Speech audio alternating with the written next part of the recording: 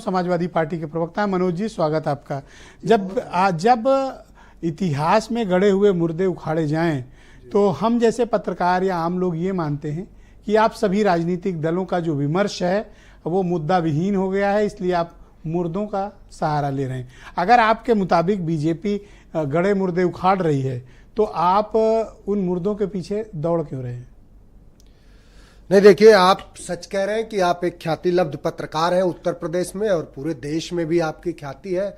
और भारतीय जनता पार्टी जो मुर्दे उखाड़ रही, भारतीय जनता पार्टी गड़े मुर्दे इसलिए उखाड़ रही है कि उत्तर प्रदेश में एक 7 से 8 साल की अंबेडकर नगर में बेटी के साथ बर्बरता जो हुई, वो बेटी, अपनी उत्तर प्रदेश की बेटियां किताब लेकर के अपनी भविष्य बचा रही हैं और उत्तर प्रदेश का तानाशाह उन बेटियों का घर रौंद रहा है।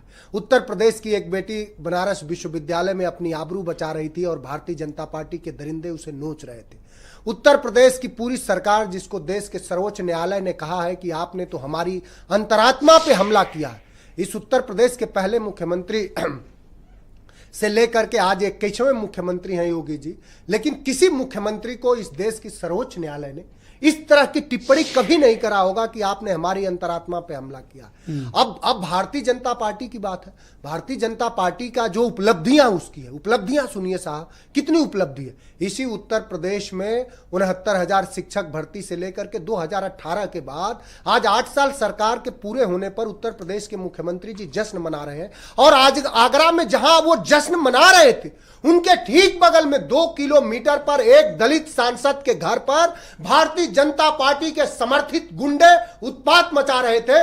जब इस देश में एक दलित सांसद का परिवार, घर, बहन, बेटी सुरक्षित नहीं है तो ये पूरे देश के दलित ये कैसे सुरक्षित होंगे? ये सवाल है। एक ये दलित आपकी सवाल ढक जाए, एक सवाल जवाब, भारतीय जनता पार्टी गड़े। लेट्स स्टार्ट क्वेश्चन आंसर जी। तो उन दलित सांसद को क्या जरूरत थी कि वो कुछ लोगों की भावनाओं को आहत करने के लिए राणा सांगा के बारे में सदन के भीतर एक अपमानजनक टिप्पणी करते हैं?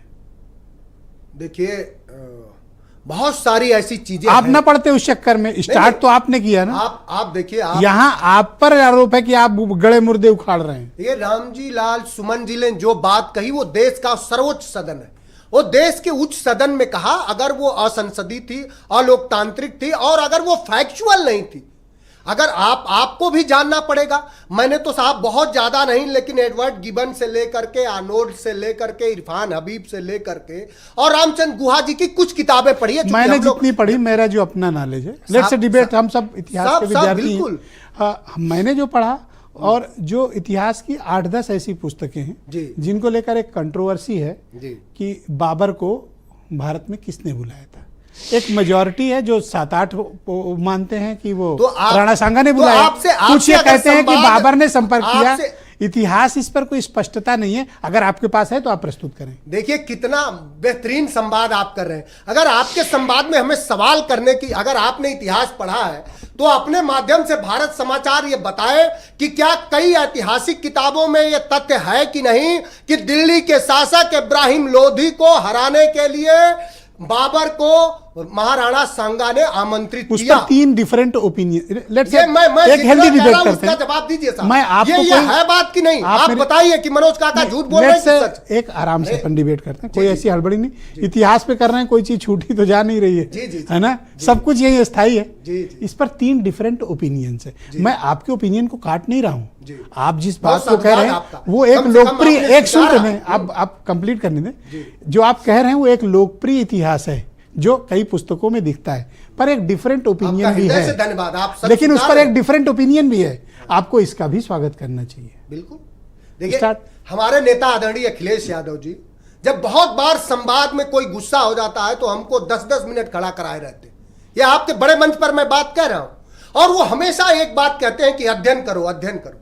और जो मैंने कई इतिहासकारों का, मैंने तो इरफान हबीब से लेकर के, एडवर्ड गिल साहब से लेकर के, आर्नोल्ड से लेकर के, रोमिला थापर से लेकर के सारे आप, लेकिन मैंने जो बेरोजगारी, शिक्षा, स्वास्थ्य, बिजली, ये सब खत्म हो गई।